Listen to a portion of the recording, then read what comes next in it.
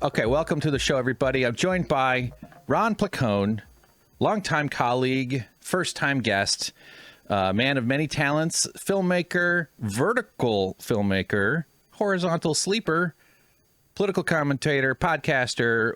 Check out 1000 on the podcast apps. But it's Ron. Welcome to the show. I'm Hank Thompson, the host. Good to see you, Hank. It's been a couple minutes. Yes. You came to my LA screening, which was really cool. Thanks for doing that. I appreciated the invite. You made a film, Left at Wall. Yeah. What's the runtime on that? Since we're both filmmakers, I hope we get It's a short feature, man. It's 61 minutes. Oof. So it's a short feature, and our last, I don't know when this drops, but our last screening is our last domestic screening is on June 8th in Idlewild, California. Okay. And then going into the next steps with the film, which I should have some announcements in the coming months on that. And I'm going to be taking it to England for a little bit in September. But yeah, the movie's been occupying a lot of my, bandwidth in a good way. I mean, it's been a crazy ride. I had no idea an indie film was like this involved, but yeah, it's been quite an experience. Yes. And, kind of like a new chapter for me. So that's amazing. I have so much respect for anybody who thinks of an idea and then follows through to the point where they ask autistic guys to come out of their cave and come watch the film at a comedy club, and the autistic guy is scared because the world is overstimulating to him. So congratulations. I'm saying there's a million steps between the idea, the germ in your brain, to arranging screenings and getting people to show up and to like participate into, especially like any kind of feature, any kind of film, anything. So congratulations on it. It was a fun film. Well, thanks, man. Yeah, I won't spoil it or anything, but I cried. You did? In the parking lot because I was out in public and I didn't like that. I was upset. Okay. No, I'm. It had nothing to do with the film. I was driving on the LA highways causes me to have meltdowns. I did not cry.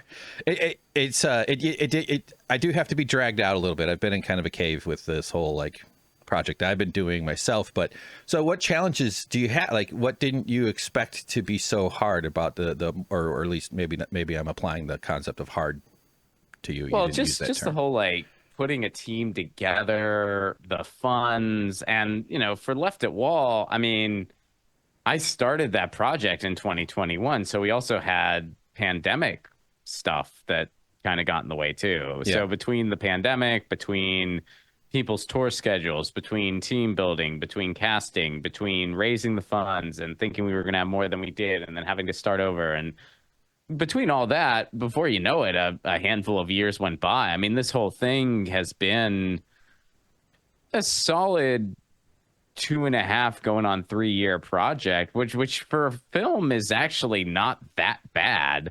Right. It's not the shortest. It's certainly not the longest either. I mean, but having gone through it, I certainly get why some films take 5 years to ever be seen by anybody. I mean, I totally get that. So. Right. Yeah. I don't even know what you're supposed to do to market a film. I'm pretty good at the editing. I don't think I do either, to tell you the truth. I'm learning as I go. This is very much the training wheels are off, even though they were never really on, and try to figure out how to pedal, which is, I mean, I guess the best way to learn, but yeah. Yeah. We're competing for people's attention, and human attention. One of my things after I get on the other side of this TYT stuff, and I have to find my footing in terms of money and income, and because I'm pretty I'm barely keeping my nose above water. It's scary. But if I could choose projects, I really want to make a documentary about human attention, sort of starting with the question. And maybe this is something I could even produce on my own by just having guests on and just having this conversation. But this might even be the documentary. We already started on it, Ron. So be careful there. Yeah, that'd be cool. No, I'm joking. But the concept I want to explore is just what is so valuable about human attention? Just that simple question has profound answers that are complex and I think probably quite simple as well. But there's something in our world It relates to power. It relates to what you do with your time. It relates to how you can control someone's behavior and how you can influence their feelings and opinions, which is the precedent to behavior. But like in the world we live in now with social media commanding our attention, our phones, I think our phones are going to be looked at by our distant ancestors as like, oh, they all just went crazy. Like they just all lost their minds for like 50 years because of these phones. I don't know. Especially with AI looming. And of course, I think there's also lots of misunderstandings around AI. But anyway, that's my rambly way of saying to you, Ron, what's so valuable about human attention? Yeah, I mean, I guess at the end of the day, we're all social creatures, and so we still crave that sense of community and that sense of validity. And when it comes to creation, I mean, it's one of those things. I think my buddy Latch put it this way, and I don't know if he said it first or if he got it from somebody else or if it's just like a wise old saying, or like I'm not sure, but I heard it from him first where it just goes, without, I'm not really interested in fame, but without some sort of observation, my creations just don't have, I just made something in my bedroom. Right. And I'm paraphrasing and poorly so, but that's basically the gist of it. It's like, without some kind of observation. I mean, if I make a movie and it took so much bandwidth and it took so much work, well, of course I want people to see it. I want people to see it. I want them to hopefully enjoy it and get something out of it. And I want it to entertain them. I want it to, maybe challenge them on a few things. It's a very much an anti-capitalist film, my movie. So, I would like for them to be like, I maybe didn't think of things like this before, or whatever. But yeah, so the idea of nobody seeing it is very discouraging to me, and I feel like that's just sort of human nature when it comes to creation and when it comes to just engaging with the world around us. Like, we are social creatures. That's the wrong answer. The answer is selling products. We sell products. Human attention is about money. And getting money out of your wallet and into the wallet of someone who does not need money. That's the whole point. Yeah. No, so answer differently it. next time, okay, Ron? All right. Sorry about that. Well, now the doc's ruined. I'm sorry, Hank. Edit me out. I'll replace you with a good painting, something worth looking at. No, I'm joking. Clearly, that you can sell. That I can sell. Yes. Mona Lisa, sponsored by Dawn Dish Soap, washes oil off ducks. I love that they put the duck on the dish soap because they use it to wash oil spills off ducks. Yeah, they're proud. I mean, yeah, that's quite. Yeah, right. Yeah. Well, it's like with GoFundMe when they kind of boast about how you can pay for grandpa's surgery, and it's so dystopian where it's like, well, isn't that so criminal that grandpa needs money for his surgery? And right. Isn't that so criminal? And it's the same thing with, oh, look, they can help the ducks that inevitably there's no way we can get off fossil fuels. So these poor ducks are just going to have oil on them. But you can wash it off with Dawn. Yes. Buy today. Yes. You can have the technology we use to save the ducks, or maybe we can get some grandpa surgery kits for home. Yeah. For people who can't afford a proper surgeon. It's incredible. Just the concept that we let people die and rot in the streets and rot in the immiseration of being exposed to the elements, including the element of social isolation, which is, I think, one of the greatest tragedies of our world. Not just those of us that can live inside four walls, but those of us who we don't care enough about to provide them with some safety and some walls. But like that, we do that because there's, or in terms of medical care and access to health care, because you don't have enough of this thing that just lives in a computer, this abstract concept of money, and that you haven't properly funded some rich person's purchase of their next luxury product. Because I was like, when you say, oh, I can't afford this medical bill, I can't afford to go to the doctor, I can't afford to pay for my health insurance, I can't afford it. That's like an individualistic internalization of, oh, I'm blaming my inability to afford something. But actually what you're saying is, I don't have enough money to help that rich guy buy something first before I can see a doctor, before I'm allowed to access something, one of humankind's greatest powers, which is our, you know, our collective knowledge that upholds all. I'm going off on my how human beings are. We use the scaling power of time to accumulate information. That's what makes humans unique amongst animals, because most animals don't write research papers and stuff that, you know, we don't like. Yeah. Okay. Sorry. I'm losing. I warned Ron earlier that I was probably going to flare off into some weird, but like, so I mean, dolphins may have some oral presentations on research that we don't know about. could be. Yeah. They're pretty advanced. How to bonk swimmers or surfers, how to go. No, like some animals have culture, like mild sort of forms of this is the way they behave, and that behavior is sort of transmitted through the way their parenting chains work. But they don't do stuff like learning. Like to me, it's a form of collectivism, of cooperation across time. So knowledge is cooperation across time. Like I don't know, and related to my whole concept of human attention is just is what entropy is all about, which may or may not be a separate documentary. I don't know yet, but the idea that on the docket, you got a lot of docs on the docket, dude. You got a lot of projects. You got like 2 projects just out of like the 5 minutes we've been doing this. Straightforward, like the Young Turks thing that I'm working on. I do actually. You said you watched the second bit. And and we have to talk about cats. I hope that we can get into that conversation again. I'm ready whenever you are. But I was just partly what's so annoying about the Young Turks documentary I'm working on, Tell the Truth, Cenk, in case anybody hasn't heard of it, on my YouTube channel, is like I didn't want to do this at all. I felt compelled by forces related to my sense of justice and my sense of fairness and honesty and what's right and what's wrong in the world. But I never set out to want to make this thing about a former employer. I have all these other projects I'd like to do. I was trying to start a socialist woodworking business, converting found furniture into shit stools. Like that was a thing. And I have a YouTube channel called Bum Rush Industries that it totally fell apart. But then I wrecked my wrists at my woodworking job. Another one of those radicalizing things where making products for billionaires, where I didn't have health insurance, making less than $20 an hour, and now I'm crippled for life because I couldn't access health care and I couldn't take time off. I have I have a lot of projects in my brain, but the downfall for me is that I have to like sleep and take care of myself and do like other life stuff, and I struggle with the basic stuff. But when it comes to sitting at a computer for 12 hours and just like making something happen, I'm good at that. Hey, and that's a valuable skill. I am blown away that a woodworker can make less than $20 an hour. That's criminal.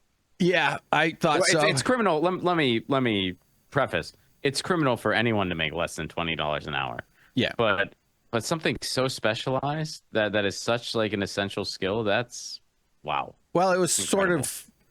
It was one of those like you don't have the experience to justify a higher rate, and we're testing this out for a while. But 8 months before I actually went and asked for a raise, but by then my wrists, I was wearing 2 wrist braces, 2 elbow braces. I was working every single minute of the day in pain and like the weekends stopped being enough time for my arms to heal because I was just basically like working through I was only doing 4 days, and I asked. It's frustrating. I agree. Like nobody should have to suffer under that where you're making money for rich people who are selling products to richer people, and you're taking a tremendous amount of risk. You're putting in all the work, and that was a tough time. And I was desperate for work at the time. And the website, the reason I got the job is because I had demonstrated some woodworking skill via Bum Rush Industries and the videos and stuff that I'd made.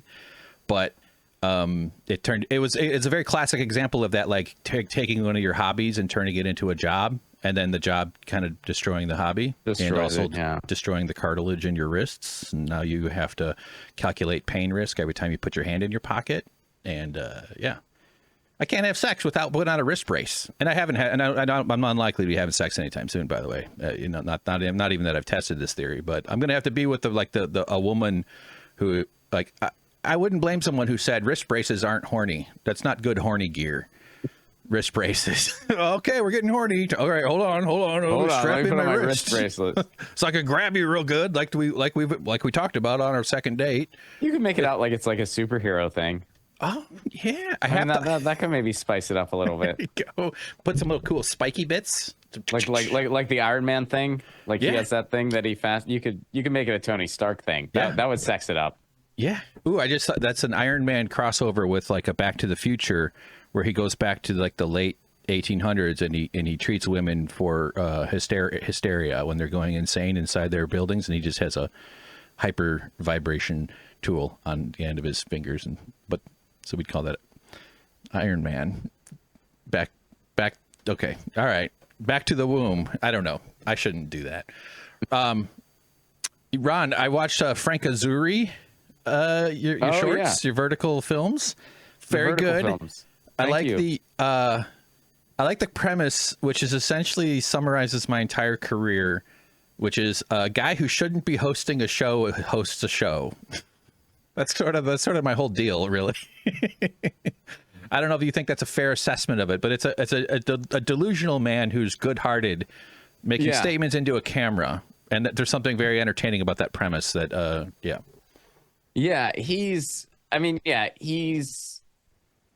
He is a delusional guy. He doesn't really, but he almost gets it every single time. Like, he has these very interesting observations and he almost gets it, but then there's this one pillar that he just misses. And then his buddy Drew, helps fill in that pillar for him and has to kind of walk the line of not destroying Frank's optimism, because like Frank has a certain very, very hopeful view of the world and a very optimistic view of the world, that's actually very, I think in many ways very kind of endearing and makes you want to root for him. At least I hope that's how it's coming across. But then he has these misses that still need to be corrected. Right. Right. So that's basically the premise of the show, and that's where we're going for the first season. The finale will be out soon. We had to delay it a little bit because things got so busy with the movie, but we are going to make the finale of season 1. And for anyone who hasn't seen the series yet, you can catch it all on Status Quo. They have a playlist for Frank Azuri. You can watch all of the episodes, and we give commentary after each one. And there's some fun stuff. I mean, we do one that's all about like football, aka soccer, and politics. Mm-hmm. We do one about climate change. I mean, the whole series is a metaphor for climate change. And we do one about labor history, one about like a lot about San Pedro history. So yeah, I mean, it's an experiment in vertical filming. It's an experiment on sustainable filming. Because it's all made on a phone. It's all made with 2 people. So the challenge of telling stories within that format that's more than just say like a TikTok video or something like that. Not that there's anything wrong with just a TikTok video, but this is actually trying to be a scripted thing within those confines. So yeah, thanks for checking it out. I mean, it's been a slow build. Not a lot of people have seen it yet, but there is sort of a whole scene for that world. Like Frank Azuri premiered at a vertical film festival in Rome. Oh, so right. Yeah, nice. Special exception for redheaded. You get a lot of this redheaded Italian guy thing, right? Like I think that's why they let us in. Yeah. That's what I'm not saying that the quality wasn't up to par with their standards. They're like, we got to let them in. Well, I mean, you can only do so with a vertical film. Like, you can only, I mean, yeah, you're not going to have you can't really make Jurassic Park with it, So, which I kind of embrace that. It's like, yeah, you're going to have to make it like more quality, like you're gonna have to use some cheats, like have your voiceovers, have just sort of basic collage type stuff. And my filmmaking knowledge is very, very basic as like from a production standpoint. So it's been a cool challenge for me to kind of like expand my wings in a way where it's like, this is helping you do more with less, and help you like get more skills as time goes on. So I can't fully internalize the lesson that I need to stop being so freaking precious with every little decision, with like how should you frame it, and what should you say when you and obviously those decisions are important, but nothing is more important than just do it. Just get it done. Just shoot the damn thing. I mean, don't be you know, afraid to say the thing. You're going to make better decisions on your next project. And every time I've actually pushed through that barrier, I make something and I end up being like, oh, that's good. Why did I stress so much about the stupid little details when I just had to trust myself to flow through that thing and then come out with something I'm proud of or something. Yeah, I'm not eventually you got to to take your hand off the wheel, because if you don't, you'll always find something. Like you will never like there's no way you're ever gonna listen to your comedy special and feel like it's flawless. If you do, you probably need to start working harder, because you shouldn't feel that way. You shouldn't feel like, oh, this is perfection, I'm Michelangelo. You know, you're not going to watch your film and be like, oh, there's nothing. Like of course there's going to be some things where you're like, well, maybe, and you're going to doubt things or whatever. I mean, I feel like that's natural and it's a sign of just growth and just being a creator. But eventually you have to take your hand off the dials and just be like, this is done. Right. You know? Yeah. So, I hear you there. And when you're making a short vertical film, which for anyone who doesn't know, vertical film is just a fancy way of saying a phone and vertically. Yeah. And you're making a short film within those confines. And, you know, most of the Frank episodes are like 2 minutes or less. So when those are your restrictions, it's kind of easy to get them in the can. I mean, we spend about 2 or 3 hours on each Frank. I mean, I write them ahead of time. I send them to Drew. We go to the location. I'll do some of the preamble stuff beforehand, and you know, we knock these things out in a few hours, and it's fun.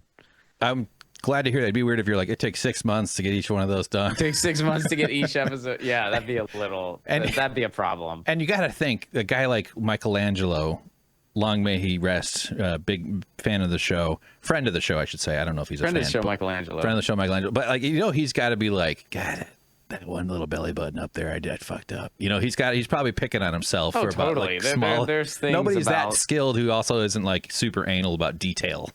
Right. Well, and he did half of that on his back too. Like he did like most of the Sistine Chapel just on his back. I mean, he was a pretty incredible human in many ways. I mean, they all were. It's an interesting lesson. It's almost like if you support the arts, you get amazing results. It's weird how that works.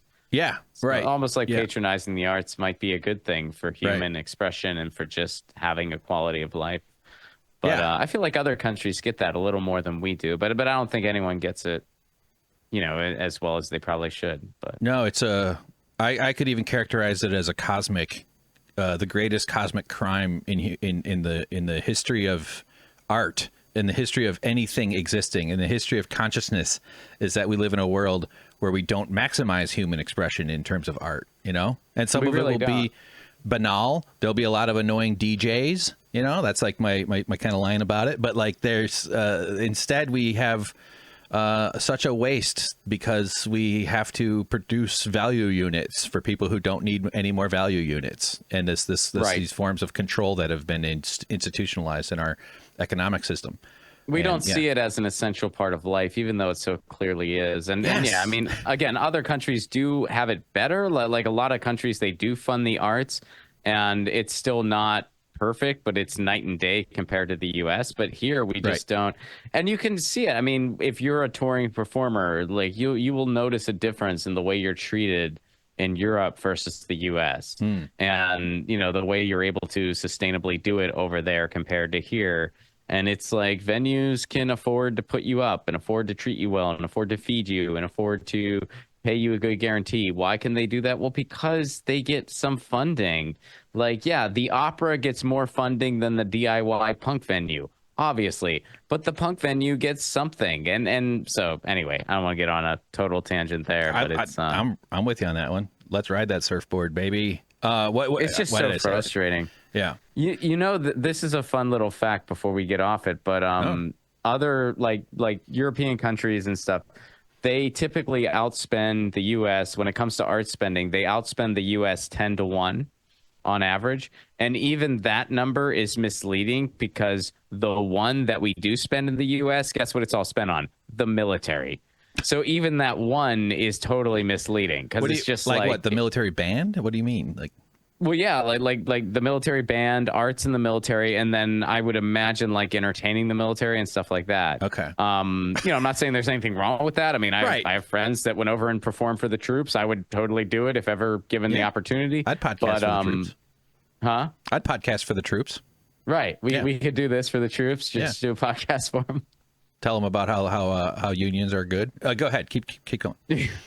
So anyway, yeah. So even that one that we do have is kind of misleading because it all just goes to one place. It's not like they actually fund, Right. like art venues or anything like that. That doesn't really happen. It's all it's all subject to capitalism. It has to be if it wants to survive. And Yes. yeah, it's a bummer, Hank. Hey, point your fist harder.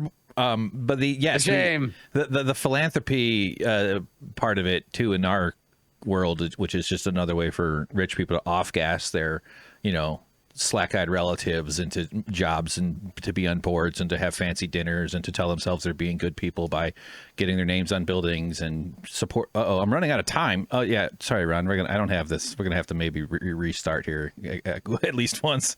But I think that's how a lot of arts are funded in this country is through just whatever bleeds out of rich people in terms of philanthropy and all that. And but you see such, I agree, man. I think our artistic expression and just not just the creation of it, like me doing this stuff, this like kind of career I've opted into has caused nothing but grief and agony and misery for me.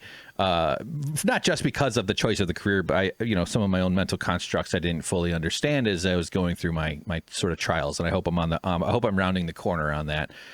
Just the fact that I've got a guest booked on this podcast is a sign that I might be maybe rounding the corner. So thank you for being part of it.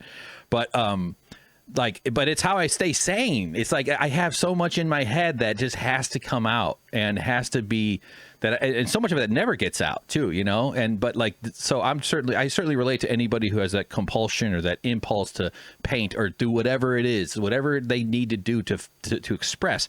But I think we don't often talk enough about that the receiving end of that is the important part. You sort of were talking about that at the beginning, about people seeing the stuff you make. That's the validation that we seek, and that's the kind. But there's the healthy form of validation seeking and unhealthy forms of validation seeking. Surely, there's nuance to that. But that is the exchange of peace and of health and of safety is when human beings express their art back and forth at each other, both in the way it's received and then the way that the feedback comes in. And of course, in our world, we've got a lot of personal identity wrapped up into the culture war with how art is consumed. And I think that, I'm just thinking of the example of being like Star Wars, any female cast member now is getting harassed like crazy in any new Star Wars project by like toxic fandoms and things like that. That's just one small example, one prominent example that's jumping out right now. But and I think that's more reflective of like the sort of narcissism of a hyper consumerist society, of the lack of all that stuff sources back to I think of it like as like an inverse pollution of the lack of stable communities that we have, as has been engineered by the masters of the late of the 1900s, of the 1800s, who wanted to build a world of people they could control. Yeah, who will work for them, or if you don't fit in, then fuck off and die. Your wrists don't work anymore. Well, we don't need you anymore. Just don't be a problem. That's pretty much where we're at. I mean, that really is like where we're at as a society. Like we are the United States, and I feel like it's always been this way, at least for a really, really long time. But it's sort of just reaching the just pinnacle of it, where a country is supposed to be a place where it's like, okay, what can we do to organize a society in which people can have a quality life? The United States is a country where, and other countries are like this too. It's not just the United States, but it's more like, how can we make money off of you? Yeah. How can we profit off of you? And that's just what they've been doing for a very, very long time now. And they figured it out. They're like, okay, let's make healthcare really unaffordable. Let's make education really unaffordable. Let's make food really unaffordable. How are we going to sell this to these people? We're going to say that it's the cost of freedom. We're going to make them think they have all this freedom that they don't really have. Do we have to give them anything? Let's give them guns. See how that works out. Sure. Is it going to be okay if we give them guns? Yeah, of course it's going to be okay. We have the most powerful military in the world, and we're going to militarize our police force too. And we'll let them kill whenever they want. Let's do it. And, and then also you have a living wage crisis. So you have a lot of people just working 2 and 3 jobs just to keep their head above water. They don't have time to engage civically. They don't have time to show up to a city council meeting. They don't have time. It's all by design. And when you're seeing it, just reach this extreme point in brutality, it's really something to behold. Yeah. Yeah, man, you're giving me so many thoughts that I want to talk about. I'll just scratch off. I was going to ask you what it's like booking a venue in the United States versus Edinburgh or versus Europe. That's a ways came back. Up organically. I know. I prefer performing overseas for a lot of reasons these days. I mean, one of them is everything we just mentioned. And honestly, man, another one is like when you talk about things like politics and you talk about it from like a thematic standpoint, they're just way more open to it over there and they just appreciate it more. Whereas over here, people are just so freaking tribal, right? That, you never know who's going to have the meltdown. If you violate one of their sacred cows. And as Right. somebody who is, politically, I'm a leftist, I'm if you had to put me in one box, I think Eco-Socialist is the clearest glass. And so that's reflected in the type of content I make because it's relevant to me and it's the perspective I'm coming from. So when it comes to contemporary politics in the United States, I'm not really a fan of either tribe. And, that's not an easy place to be because both those tribes are going to hate you for it. No doubt. That the phrase or the conundrum I hear thrown around a lot is that like it's either eco-socialism or barbarism. Like we have basically those two choices ahead of us. We're either going to descend into violent, violent fascism, but the other part of that is also a very dull, boring life too. It's like long stretches of dullness, stick to the rules, don't step out of line. If you stay in line, you might not get killed but meanwhile, there's going to be all kinds of marginalized groups are going to be pursued and terrorized and chased around and beaten up. And there's dullness, but also the extreme kind of violence that we can kind of picture in our heads when we think about it being more kinetic. Like there's periods between the kineticism that underpins that. Or the option is we build a world around the idea that everybody deserves that everybody deserves dignity and safety and community. And so I probably would assign the term eco-socialism to me too. Like I heard a guy say, just on a podcast, he was talking about this. He said, well, I think he's like, it's not socialism or barbarism. It's like we chose barbarism. Like we've already picked it. Like he basically kind of made that point. And I was like, that is true. That is true. I have to hold out the hope that the dust isn't settled yet. I think we all do. But yeah, on the macro level, that is definitely true. Now, on the micro level, there's plenty of reasons for hope all over the country and all over the world, really. But yeah, I mean, on the macro level, like we are, I don't, when people say stuff like, oh, we're going to descend into fascism, I would argue that we are there and we've been there for a while. We're still going to be there regardless of what happens in November. It just depends on what shade of fascism we have. And how severe it is on the surface. But yeah, I would say like there is a very ugly thing a brewing in this country that I feel has been here for a very, very long time. And it was exacerbated significantly in 2016 and has been on the rise ever since. Yeah. The idea that I'm not a historian of fascism or anything or of anything. I'm only a historian of myself, I guess. That's I'm not a historian either, but we have all the symptoms, man. We have every symptom turned up to 11. And conditioned for it. Like the Pledge of Allegiance is brainwashing. It's just literal government brainwashing children with ritualized chanting. It's nationalistic to program and imbue your tiny little soul. They don't want you to draw art anymore. They want you to pledge loyalty to a fucking symbol, a flag, a thing that is eventually, you know, like if you even just stop for a moment and think about how absurd it is that we have these borders separating these nation states that cause, because those borders don't exist for the people in charge of the world. They don't. The borders, they have a different. They live on a different map. Like there's a billionaire map, and then there's like the serfs map for us. Right. And so we have to navigate within those that map. Like I don't know. I'm always trying to think of different ways to conceptualize these concepts. But like this country was a mature, and I don't like to say the word Nazi doesn't apply because I'm kind of saying that like. I think the concept of fascism sort of coincides a little bit more with how mass media allows a different form of manipulation.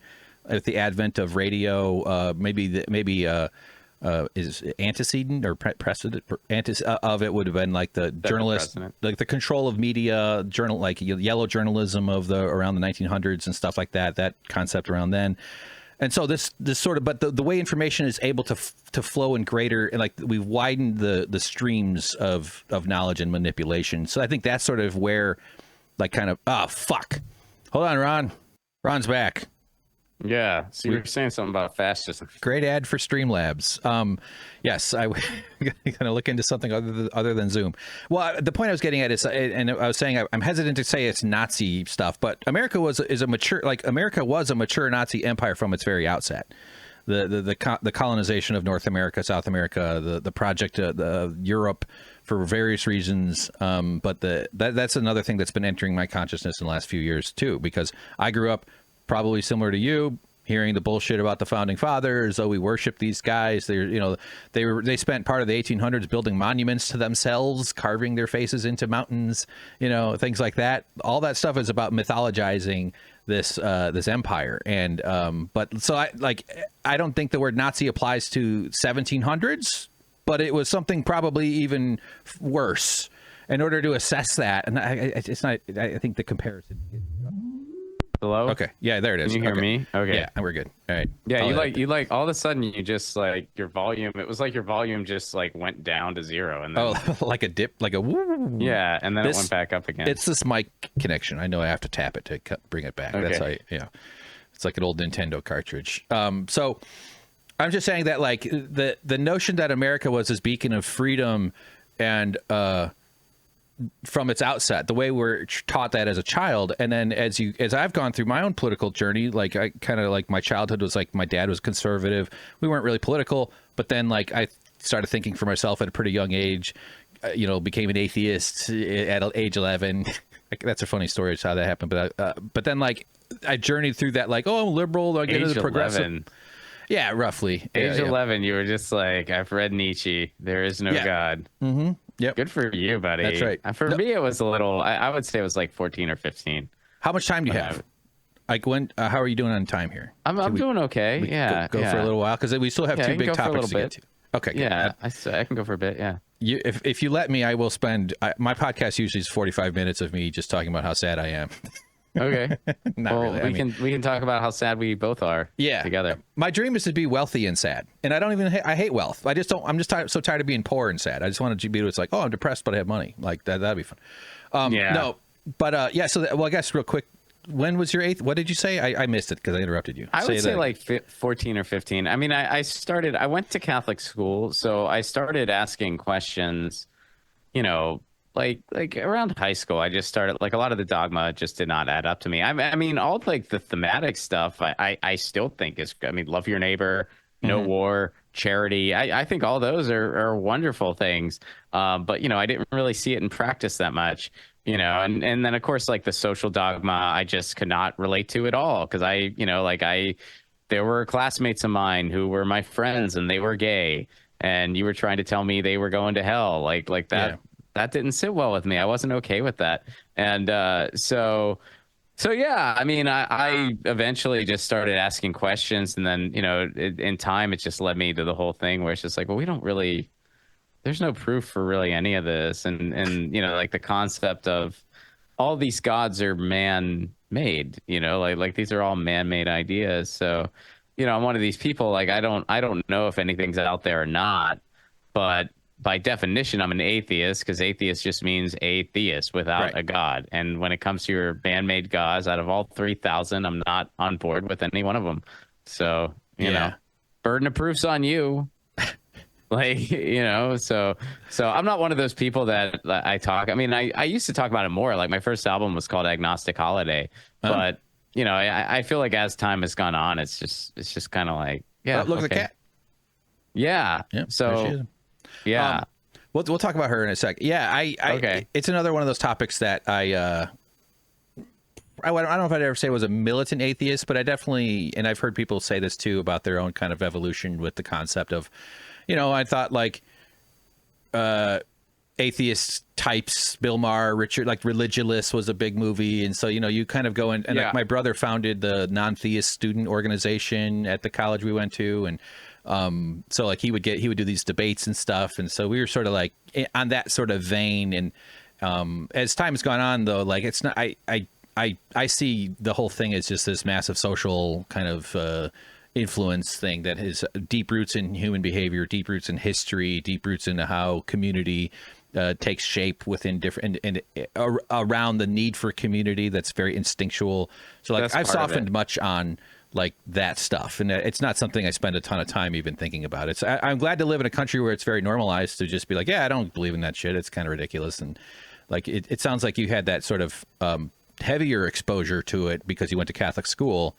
Well, yeah, and I think a lot of like what we're talking about here, keep in mind, like culturally and just socially, we're in a different place than we were during the time of Religulous, during the time of, the early aughts when both you and I were kind of coming of age, so to speak. Yeah. And back then, I mean, we made the connections between what the Bush administration was trying to do around the world and the terror they were causing around the world, and how they were doing it in the name of religion. It was in some ways a modern day crusades. I mean, not in some way, it was a modern day crusades.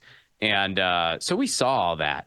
Yeah. So, like talking, like confronting the concept of belief and challenging it was sort of a way of fighting back against all that. Now that we've become, comparatively speaking, just a more secular society, and we have all kinds of other ideologies that aren't as faith-based that are, very threatening now, where, i.e. just straight up, fascist ideologies all over the place. So I feel like that's just we've just sort of moved on. And even though we're still in the same mess, it's just a different type of mess now. And that's not really as prominent as it once was like 20 years ago. But yeah. Like I would have been a Richard Dawkins, and not, Richard Dawkins. And now Sam Harris, and those guys are kind of revealed to be, Western. I don't know are they Western chauvinist types, or just like there's clearly like a lot of racism underpinning there. Harris definitely is. I'm not as I don't know that side of Dawkins as much, but Harris definitely is. I mean the whole he's used a lot of mental gymnastics and big words too, and I think that's so despicable when and I think part of this is I went to grad school, so I've met a lot of these people, where you just, how to use a lot of $12 words, and you arrange all those $12 words in a way that you sound reasonable and you sound insightful. Meanwhile, you're, justifying imperialism or genocide or whatever else, and people don't see through it. And I actually it was really cathartic when Bill Burr kind of really, laid it down on Bill Maher for that. Yeah.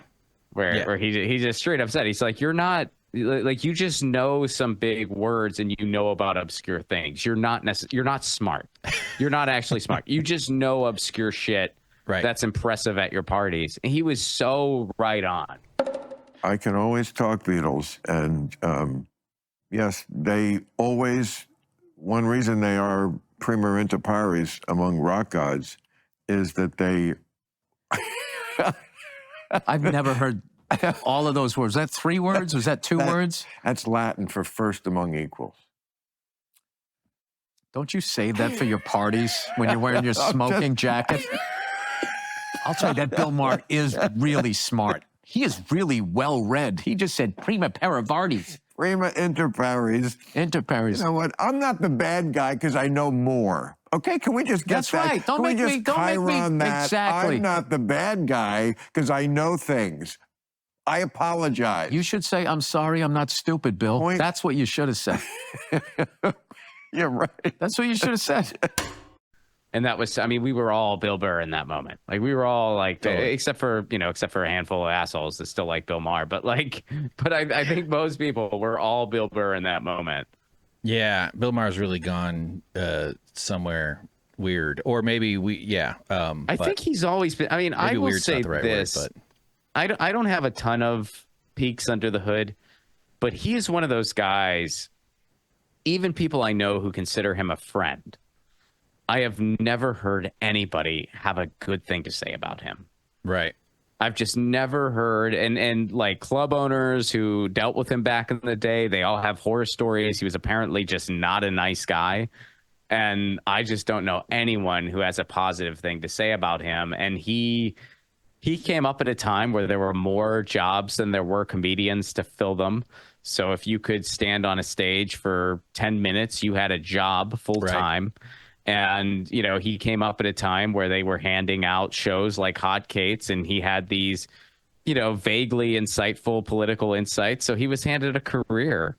Yeah. You know, yeah. I mean, it's, and some of the most talented comics in the world came out of that time too, but some of them were just right place, right time, and we're lucky to freaking be there. And he was one of the latter. Yeah, that seems like a sweet spot when it was like much easier to reach orbit.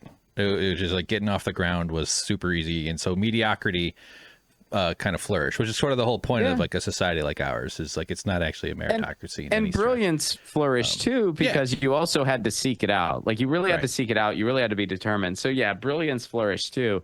But yeah, there was definitely like not all the good. Like it wasn't all good. Right. Yeah. No doubt. I think too, kind of in terms of like the atheism of like a Richard Dawkins, and I know he's on the transphobe thing, and you know, just old shitty old man stuff, kind of like, you know, outdated generation. I've heard. I'm not privy to any of that. I've heard that about him, but I couldn't quote anything. You know. Yeah, it's not even my beat. Like actually, I catch some of the algorithm will feed me some of these guys that argue with people about Christianity, and I'll listen to it for a little bit, but it's always the same sort of.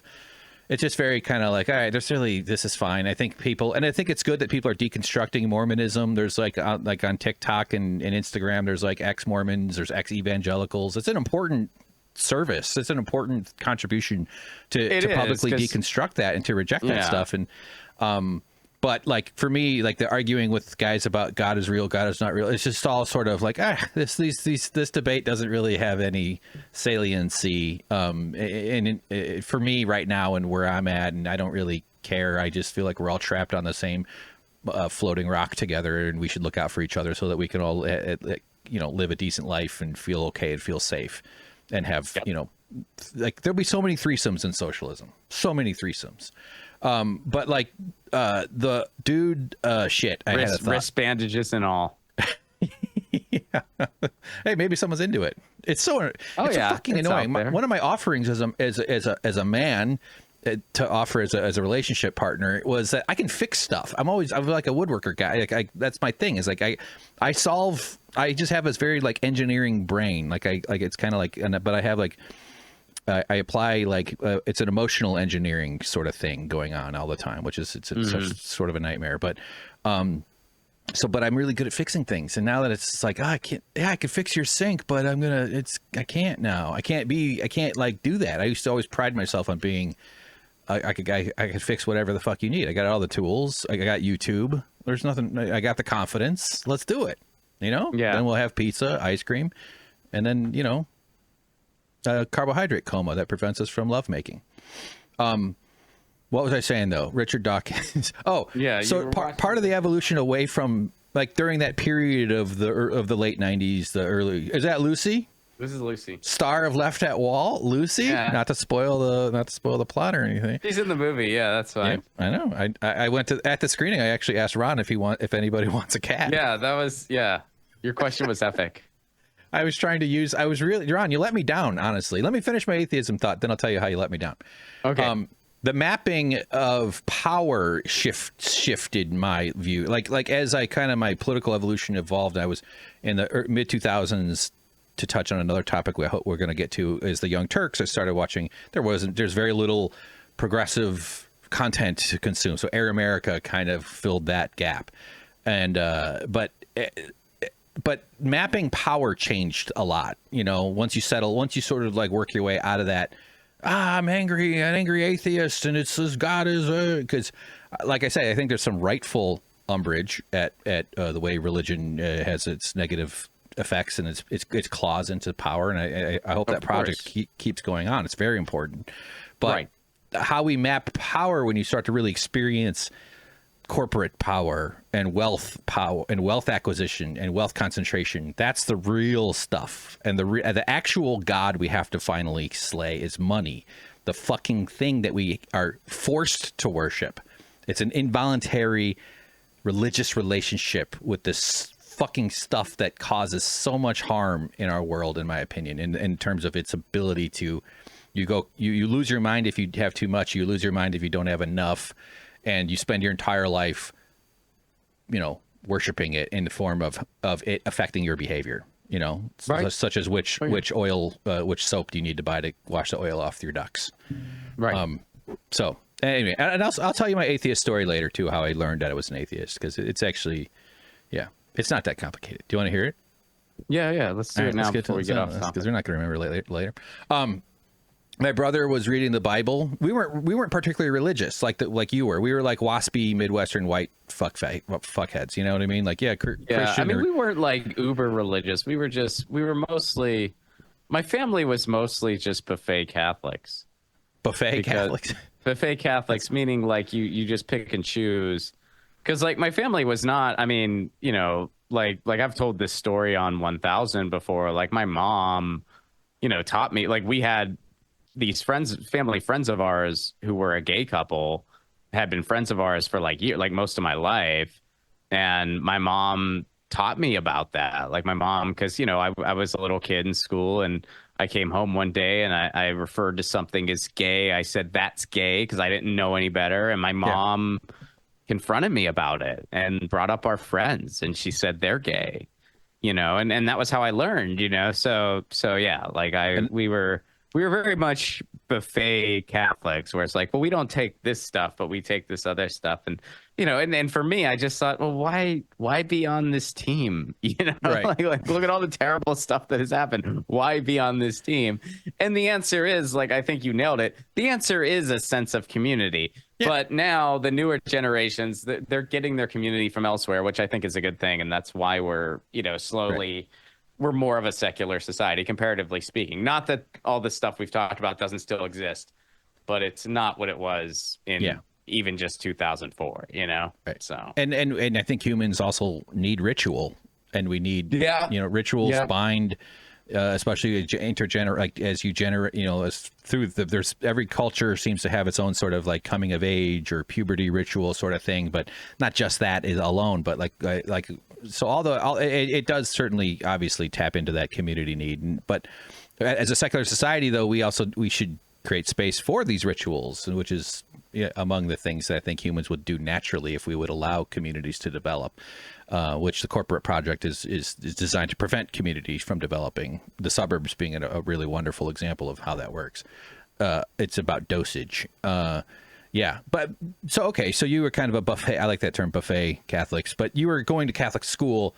We had, my mom was Christian Scientists, and that's an interesting one. So I got some exposure to that. Not much, only when her bipolar was kicking in, would the magazines come out and like the pamphlets about Christian Scientists, and I'm like, oh, this is great. The one fucking religion that tells you to stop taking your pill. That's the one my mom grew up with, in her severely abusive family, and so that was a little bit of the exposure, but otherwise, I think I went to church once or twice, so I didn't really have a lot of like religious upbringing, other than there's the generalized notion that I'm a dumb white fucking kid from the Midwest, and therefore I'm a Christian because that's what we do. We get Christmas, and I just hadn't really thought about it. And then one day, my brother and I shared a room. Older brother, brilliant man. He's a professor of neuroscience. I always like to brag about that. He was reading the Bible, and he was like 13, and I was like, "What are you reading that for?" Because it was just kind of weird, you know. And his brain had been booted up for a year or two, and I go, "What'd you reading that for?" He goes, "So I could piss on it."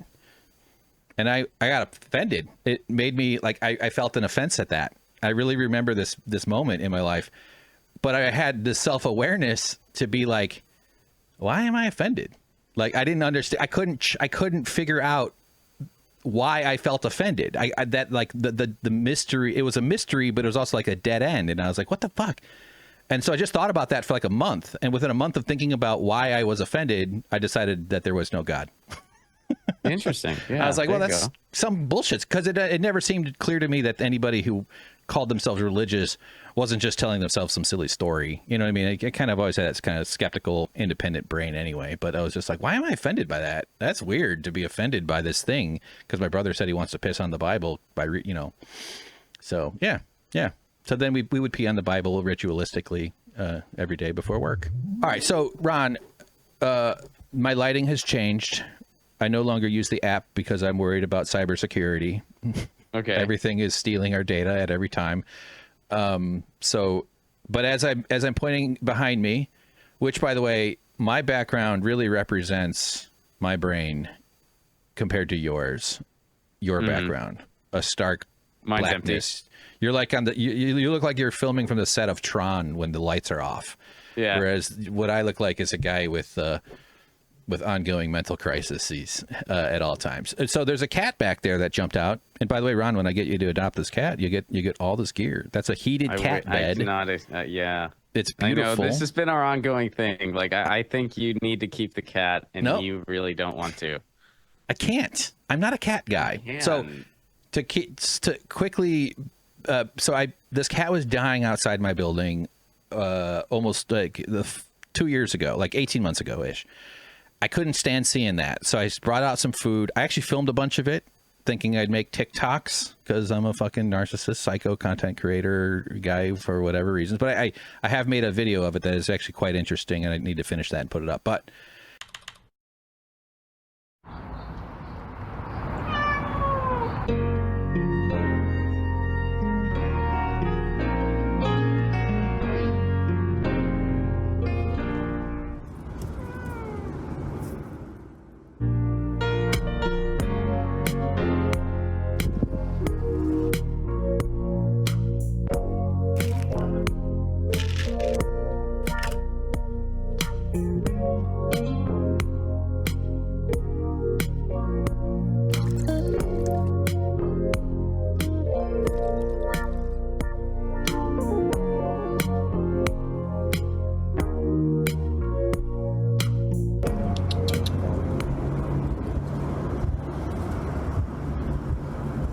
there you go.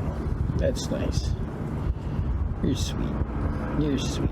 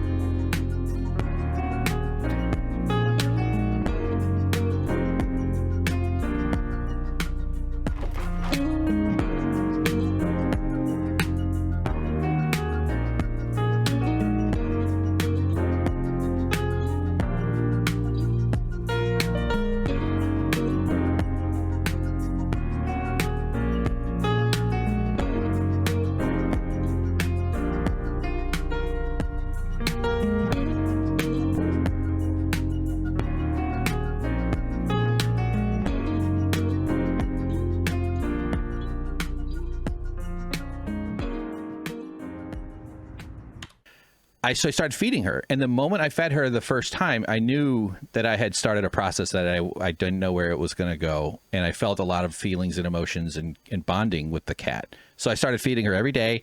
Within about 2 months, winter was approaching. It does get into the 40s in LA in the wintertime. It's not a very safe temperature for outdoor yeah, cats. It gets cold. It does get a little chilly. And cats can, and she was struggling. She was in such a horrible space. So we brought her inside. My lord of land gave permission, and I very quickly learned that my favorite part about having a cat was the idea that I would build a bunch of cat stuff for the cat. Like I wanted to make these cat scratchers out of cardboard and do all kinds of things for the cat. Just a darling of an animal, and she's a real sweetheart. She's clearly raised with people. She's spayed, has a chip. You can name her whatever you want, Ron, when I bring her over to your house after I bully you successfully into adopting this beautiful cat. Or maybe. But I figured out that I'm not a cat guy. It's too much for me. Your turn to talk. And let me say this. Sorry, I interrupt, but I'm rooting for you to win this argument, by the way. I would love it if you have a wizard spell that you can cast on me, like a hypnosis thing, that gets me to completely shift around on that. But so I'm pulling for you in this debate. We have had this conversation off mic. We've kind of like gone deep on it. You know, I am a firm belief. Well, the belief has nothing to do with it. It's just subjectively true that cats do choose their humans. That's a thing. It's been a thing for a very, very long time. And you know, I never thought I was a cat person. I wasn't an animal person at all. And then Lucy just showed up many years ago, and she just picked me, man. I mean, she just like was following me around, and we just bonded. And now I'm a huge cat person, and she's still I mean, we had a family cat growing up, but I mean, he was cool, but I wasn't necessarily like close to, you know what I mean? Yeah. It's just sort of a family cat. My sister wanted the cat more than I did. I was sort of indifferent. I liked the cat, like his name was Blizzard because he was all white. But I liked him, like he was cool, but he wasn't super friendly. And it was just sort of whatever. So Lucy was like my cat, and it is my cat. And yeah, so I think that this cat chose you, right? And I feel like I just feel like you would really cause a lot of heartache to yourself if you gave her up. And I feel like it might not seem that way because you're like, oh, well, my anxiety and this and that. And it's like, but cats are so adaptable. And it's like she has her daily routine and you're part of it. And, you know, you definitely like this cat. You spend time with this cat.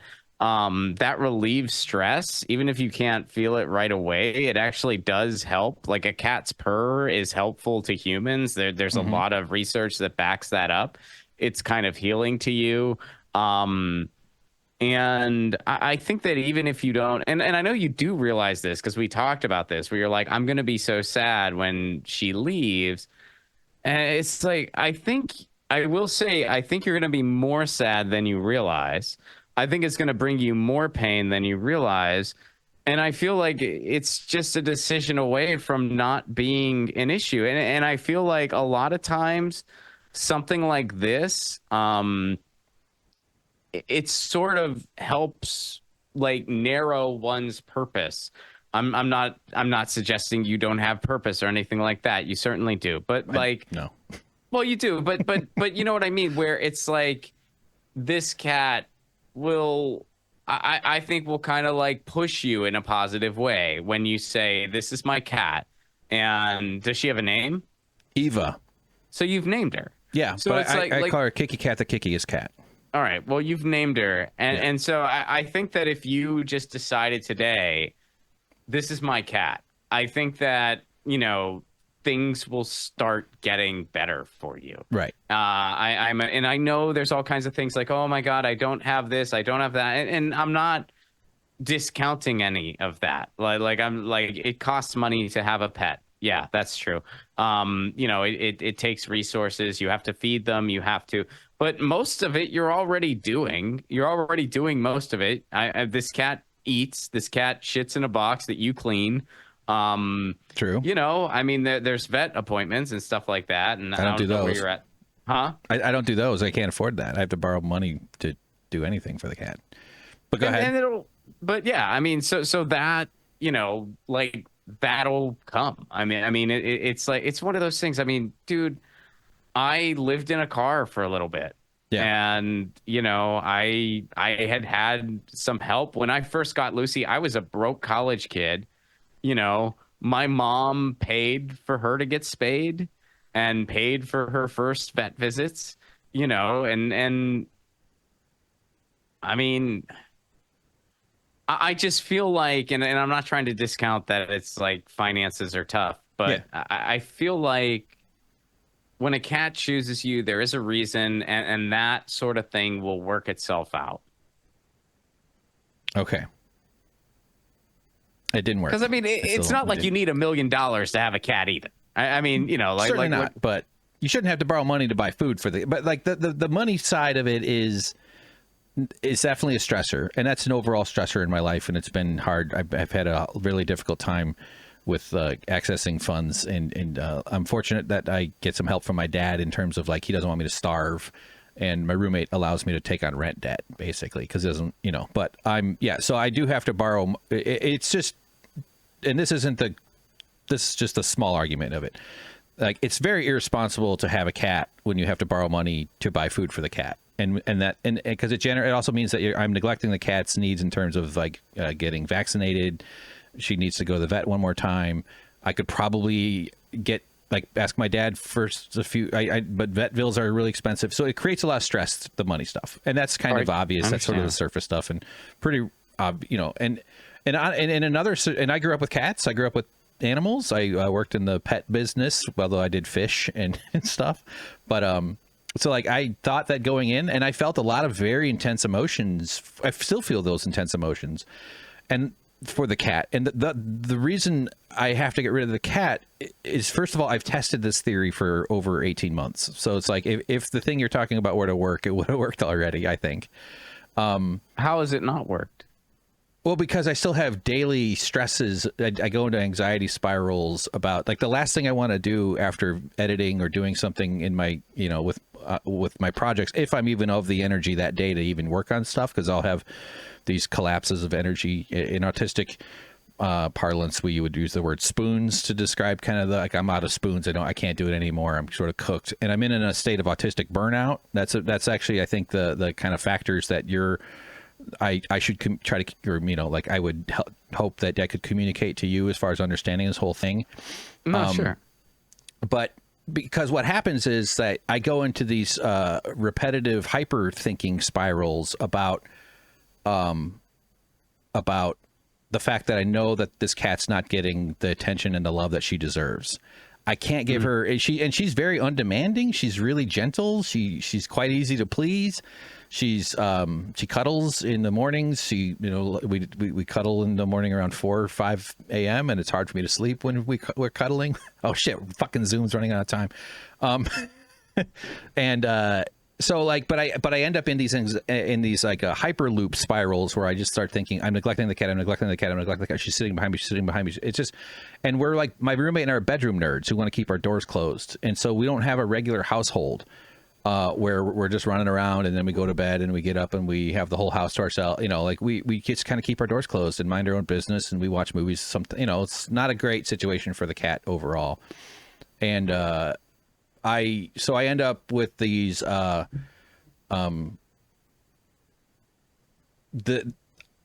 hyper experience the feeling of neglecting an animal thousands of times a minute during those periods where I'm obsessing about the fact that this cat should be loved by somebody else, and that it should, and on top of the financial strain of having the cat.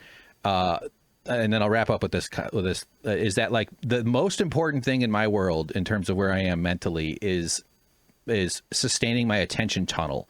I'm hyper distractible by a crow outside or a bird, something, any little noise, especially my own thoughts, my own body's needs can do this too.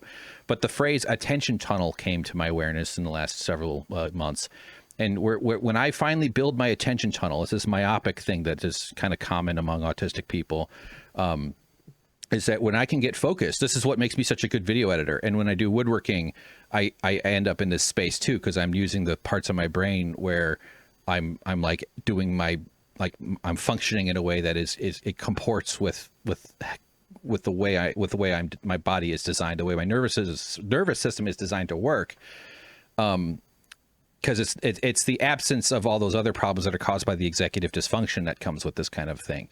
And so that attention tunnel is like the only time in my day where I feel okay in my body is when I'm hyper focused on something. And of course, a career commenting on politics is pretty rough for trying to feel okay in your body, because especially with social media and hyper distractibility and the attention thing that we were talking about at the beginning. And when the cat will sometimes meow at me from behind, and she's not real she's kind of chatty. She's not really like a loud, annoying kind of thing, but it immediately collapses my attention tunnel, and it's very fragile. And then I have to spend minutes or sometimes hours trying to rebuild, get back to that point where I feel okay in my body. And it's such a loss to me that I have to summarize the thing that keeps me sane is minimizing variables, especially if I can get those variables down to stuff I can control. Basically meaning I want to wear headphones and I want low light. And I want to avoid going out into the world. And I know that's that probably doesn't sound like the healthiest thing, but it's what's safe for me right now, and what allows me to sort of push through on stuff that I'm doing. And also why, when you invited me to your screening, I knew that like simply reflexively being like, no, it's outside, I can't, like, that's also not a healthy impulse to indulge completely, right? So it's important that we have to live in this world. We're out in this world, and I'm trying to learn a new way of communicating that in terms of my ability to work for people. And this is also why I'm trying to do something where I can stand on my own, because if I can control my own things and minimize variables, I have a shot at not dying in severe elder poverty. And it wouldn't be the cat's fault if that happened or anything I'm saying, but like this extra variables are both predictable and random. And so like, and it's not just when those variables emerge in a literal sense, it's that my head simulates those variables emerging all the time, because it's kind of like it's software running in my task manager that I can't get out of my RAM. So it bogs me down and it fills me up with all that stuff. But I completely agree. I will feel devastated. Look, there she is. Whoever I find to take her will feel to me like a process of completing service of goodness for this good deed. And because that's what it is for me, it's fostering situation. Look at her, look how cute she is. Isn't she adorable? Yeah. That thing heats up. That thing turns into like a little bit of warmth. Lucy could use it too. You could use both. We got all kinds of other toys, buddy. See, I mean, the problem for me is that Lucy is a senior. Like, I understand. Lucy just turned 18. So no, I get it. I mean, for me, it's not me. I mean, I would be happy to have another cat, but I worry it would just stress Lucy out too much. Oh yeah, totally. I mean, obviously, if we did try, I mean, again, let's just, I'm trying to make a sale. I mean, I really don't not really. It's more just funny to try to bully somebody and taking a cat. I think it's funny. No, but like, I mean, I feel you, man. If it didn't go, I would take her back, is what I'm place. saying. I would definitely take her back if it wasn't It's not working. my place to like try to talk you out of feeling the way you're feeling. That's not what I'm trying to do. Yeah. I'm just trying to be like, think about it. And it sounds like you have. And like, I can't, like, I'm not going to sit here and tell you like, oh, what you're feeling is not valid, Hank. I mean, I would never do that. Like, it's not my place to do. I would never want to do that. That's a bad thing to do. All I can tell you is like my perspective on how, you know what, man, I feel like, and I know that I'm sounding a little hippy dippy about all this, and maybe I am, but I feel like they have a sixth sense. They are very, very special creatures. And, I don't know. I feel like maybe there's something beyond either one of us, that kind of brought this cat to you. And, and I just keep it in mind. I'm not saying that, you shouldn't be looking for a foster if that, or excuse me, looking for a permanent home if that's what you need to do. But yeah, It's a hard I problem would to solve. just- Yeah, when you don't know. It's a hard problem. I get Yeah, it. no doubt. Yeah, and But- she's a great vibe. Look at her little cute vibe. She just kind of chills and she loves to Yeah, to she's an scratch awesome stuff. cat. I hope I, at the very least, get to meet her sometime. Yeah, I'll take her. I'll bring her everything that she's got, and then if Lucy doesn't like her, I'll take her home. I offer a 30-day cat back guarantee. No, but that's also my way of maybe, I don't know. I don't know that many people. I burned a bunch of bridges forming a union at the Young Turks. I spent 10 years building. All my professional connections got torched when me and my friends started a union at the Homo Progressives. Yeah, so Right. I'd love to imagine talk to you such about a that thing. topic one of these days. I know you used to go into TYT and do shows.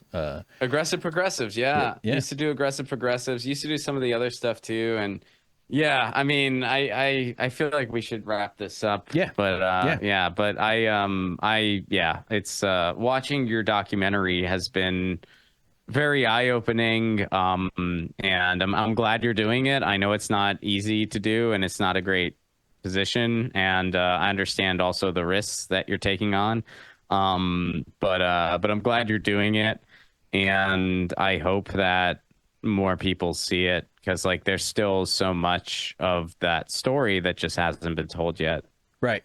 True. Yeah. I think I'm learning how hard it is for people to take you seriously when you come off like a crank, because only a maniac would do something. Like, people don't really do this kind of thing. So I think automatically it's like, well, what's this guy's deal? Look at it. So I have to sort of like overcome that, I think, a lot, which is, yeah, that's okay. That's what it is. All right. Well, Ron, you've been a rock in my life.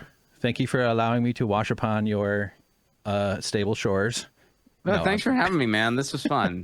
Yeah, it's been I nice appreciate it. reconnecting, actually, though. But seriously, Yeah. like, always glad to see you on Status Coup. Always glad to see you on your show, on your Twitters, and keep doing what you're doing, man. It's just the fact that you too, just man. follow through on shit is inspiring. Just because, like, boy, we're our own worst enemies, aren't we?